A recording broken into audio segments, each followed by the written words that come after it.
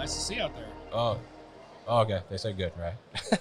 I understand it. Yeah. Before you get started, since it's your birthday, I want to say happy birthday because my here we birthday is go. tomorrow.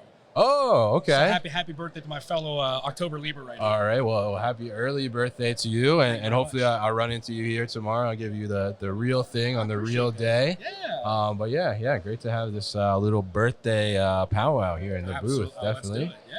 All right. So Mike, so we haven't met before. No, great to meet first. Yeah. So Ease Logistics. Tell us about Ease Logistics. Sure. Ease Logistics is a 3PL based in Columbus, specifically Dublin, Ohio. Okay.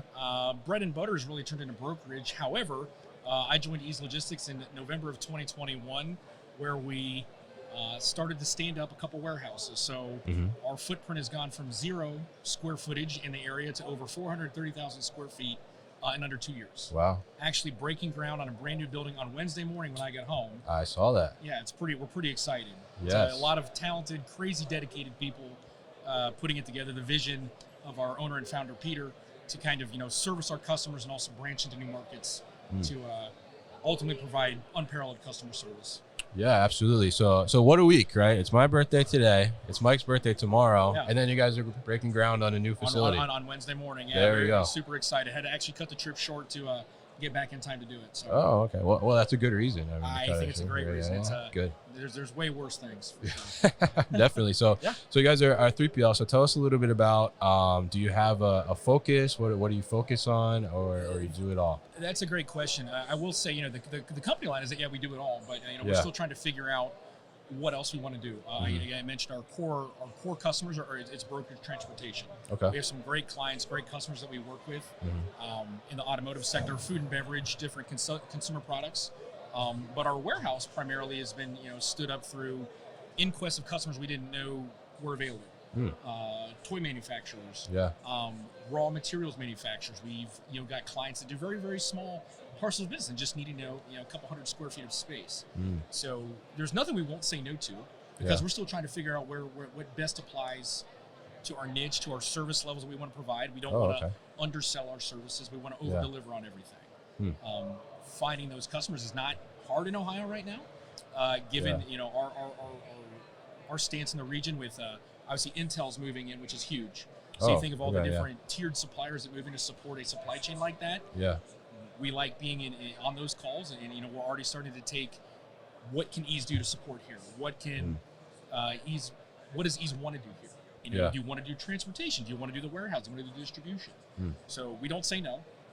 We evaluate internally if it makes a good fit for the kind of customers we want to be with. We like to be able to say we don't work with everyone. It's not an elitist thing. It's like we want to do the best fit for us and what best supports our abilities. Yeah, and that totally makes sense. I mean, you want to win on both sides, right? So you definitely got to make sure it's a good fit. Yeah, absolutely. And it's great that you guys are able to be honest about that and make those analyses so that, down the road, somebody's not, or both parties are unsatisfied in some way, right? So correct. Yeah, the last thing we want to do is, make a promise that we can't keep and fulfill. Our customer service model is, I would say it's innovative and unique because of, we don't typically deal with, we don't have the bots. We don't have the call centers. If you call in to talk to ask where your freight is, you're going to get a live update with GPS, and you're going to talk to somebody on the phone. So we try to extrapolate that through the warehousing procedure and the distribution procedure too, where you can actually get someone on the phone that can tell you where your product is, even from a third-party standpoint. Our customer service team will reach out to the end customer to find out, hey, we saw you got 9 out of 9 packages delivered. Yeah. Do you have any discrepancies or anything we can help you out with? And we're doing that as just an added layer of service.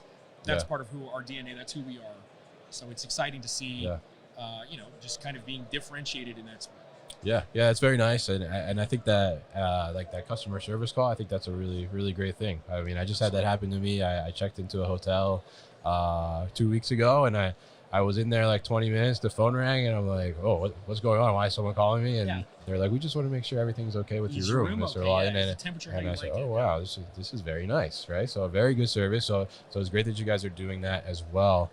So I'm curious from a 3PL perspective, what kind of technology are you guys looking at? What type of things you have maybe in place already? I mean, what kind of is on your radar? It's a great question. And one of the things that we've found is that there's nothing we're not open to. We'll start there. Right now, we're not reinventing the wheel with how we distribute products. We're working with a couple different partners from the warehouse management side. Yeah. You know, we're evaluating new clients, or pardon me, new partners that have a future input on what we want to do. A great example of that is, you know, the labor force in our region is impacted by major manufacturing. You have heavy and light manufacturing, and so what we typically see is folks bounce from distribution center to consolidation center to warehouse, different 3PLs. So to combat that, you know, we have a really unique hiring approach that is not only just hiring somebody to go pick a box, but we're looking for people that are going to be able to program a robot or to work alongside a newer technology. That's the active type of folks that we're actively trying to recruit in our distribution kind of frontline space. Very recently, you know, as we're building out this brand new building, right? You could say, oh, I've got 35,000 pallet positions, or I've got 310,000 square feet.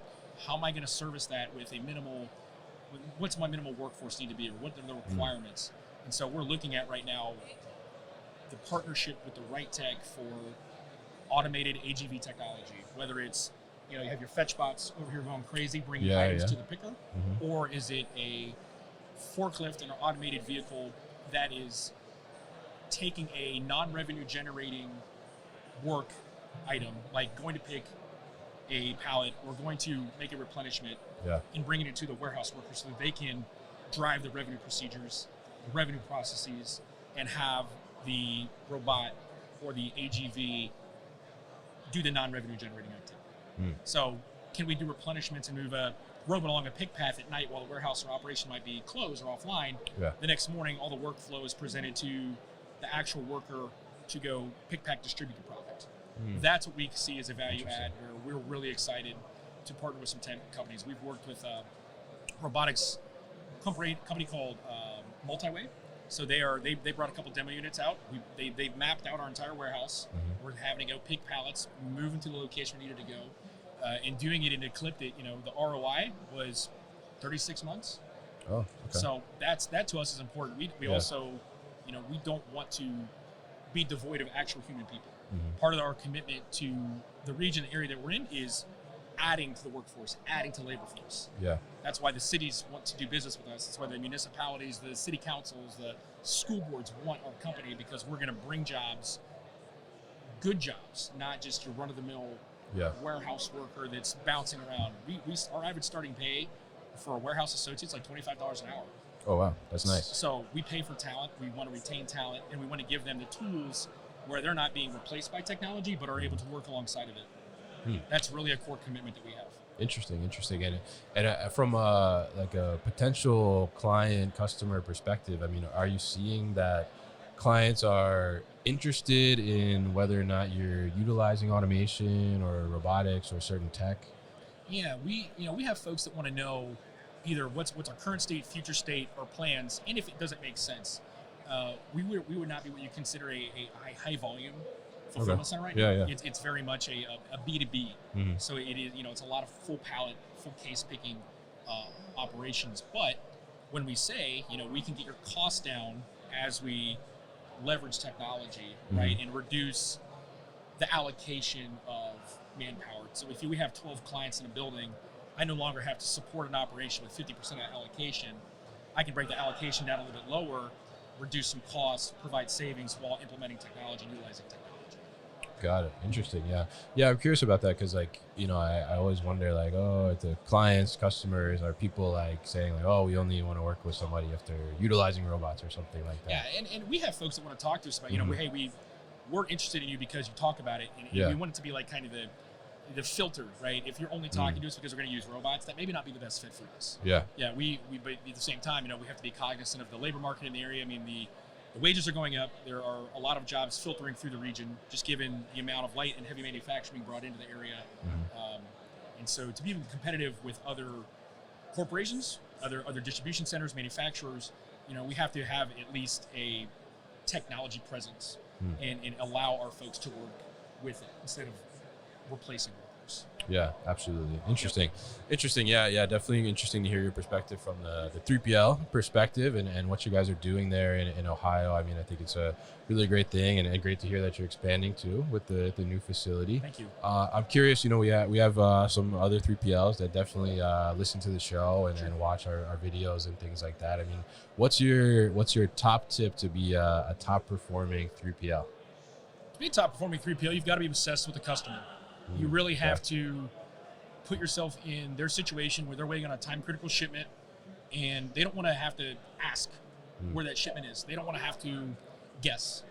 Finding ways to be proactive without giving too much of the secret sauce away is really just really taking it from a customer standpoint that it is important. It is the only thing that matters. And if you are on the receiving end of whether it be a small parcel, a package, a pallet, or a full truckload of time-sensitive goods, how can I take away the worry of where that stuff might be and make sure that it is followed up upon and executed, if it was my own truck. Right. And I really think that is what has made Ease successful. I mean, I've only been with the company on 2 years, but I've been a fan and knowing of Ease since their inception in 2014. So customer service first, everything else kind of comes second. All right, definitely. And I think that's super important because if your customer wins and you're a 3PL, then you win too, right? Absolutely. Yeah. So I mean, the customer's customer is like your customer, basically, right? 100%. There's enough for everybody, but I think that's what sets us apart. Yeah. It is ingrained to everybody that walks through the door, that goes through Ease University. They get this is why it's important from a customer standpoint. How would you want to be treated? It's kind of the golden rule thing, but on a much grander scale. Yeah. What's Ease University? Ease University. Well, yeah. Since you asked, so Ease University is an onboarding program that all of our new hires go through. It's between a 2 and 4 week program. We take people that may have little to no logistics, warehousing background. Come from different industries, right? Like whether it's real estate, sales, or it could be just somebody fresh out of college and don't have a background. We run you through a program. We teach you how to do things our way, and we have a really high retention rate. Like you're in the industry, I believe it's 87 or 89% retention for people that come through the classes. It's pretty high. Nice. So in the tight labor market, it's our competitive advantage. Yeah, absolutely. That's a great thing, and definitely, if people are looking for a job in Dublin, Ohio, I think maybe this is the place to go, right? Come on up. We, I've got some very close friends and colleagues that I was able to turn on to the company and stick my neck out for a couple referrals, and I think I've done good. And our organization, we're deep rooted in the Central Ohio community. Shout out to the Columbus crew and anybody that makes their way down to lower.com field and sees our stuff down there and the cool stuff that we're doing in the community with a presence of some major organizations that we're able to partner with to attract top talent in the area, the region. Ohio's bustling. It's busy right now. And, it's going to be exciting to see what happens in the next 3 to 5 years. Is Intel's the biggest drive right now, but all the other corollary things. Honda's opening up an EV battery plant 40 miles south of Columbus. Oh yeah. And Honda's one of our core customers. So opportunities are there. We only continue to grow. We're getting ready to broach employee number 300, I think. Nice. It's very exciting. Nice growth. Definitely. Yeah, So, absolutely. Mike, it was a pleasure to have you come here. Pleasure's mine, sir. Thank you Thanks very much. for sharing my birthday with me. Yeah, happy birthday, my friend. Happy birthday to you tomorrow. We'll see you hopefully tomorrow, and I can wish it to you I'll come again. find you. All right, cool. Take care. Thanks, Kevin.